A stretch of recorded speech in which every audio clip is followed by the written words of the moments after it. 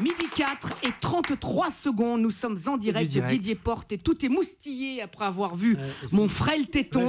Eh bien, remettez-vous Didier, car hop, je vous donne la parole. Didier Porte. Allez mon Didier. Je dois pas sortir quoi que ce soit. Non, enfin pas encore, on verra après. Alors je suis parti en vacances au Japon, la patrie des Power Rangers et de Godzilla. Je le précise pour vos jeunes collaborateurs, mon cher Willy, appelez-moi Shogun Porte, bande de petits scarabées superflus. Et dites-vous bien que je connais personnellement Corbier du Club Dorothée. Respect. Alors, pourquoi le Japon, m'interrogez-vous muettement, mon cher Willy? Pourquoi? Eh bien, demandez à ma femme, c'est elle qui a eu l'idée. Et quelle idée, mes aïeux! Par les barbes de Richard Chamberlain et Yoko Ono réunies, j'en ai bavé. Il se trouve que pour d'obscures raisons, les Japonais roulent à gauche et qu'en dehors des grands axes, les rues des villes nippones ignorent la notion de trottoir. Ce qui fait que pour deux enfants âgés de 7 et 9 ans, et donc relativement turbulents, en plus d'avoir été élevés dans le culte de la priorité à droite, comme le sont justement les deux miens, l'espérance de vie dans une métropole japonaise ne dépasse pas les 40 minutes. Sauf à avoir recours au service d'un chien de troupeau particulièrement performant, ultra mobile et d'une vigilance à toute épreuve. Et à votre avis, à qui est échue cette gratifiante composition, celle du chien de troupeau? C'est vous. Pendant 15 jours, les Japonais ont donc assisté au spectacle suivant.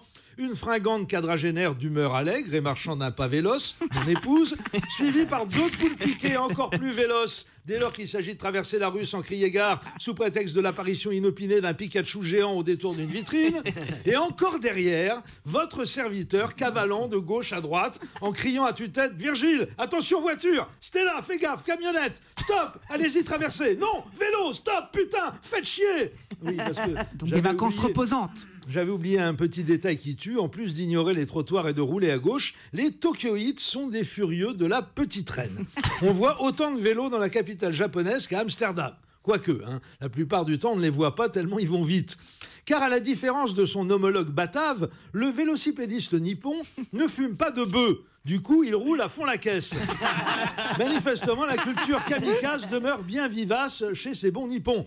Sauf que désormais, plutôt que de lancer leur avion sur les destroyers américains, ils précipitent leur bécane sur les vacanciers français.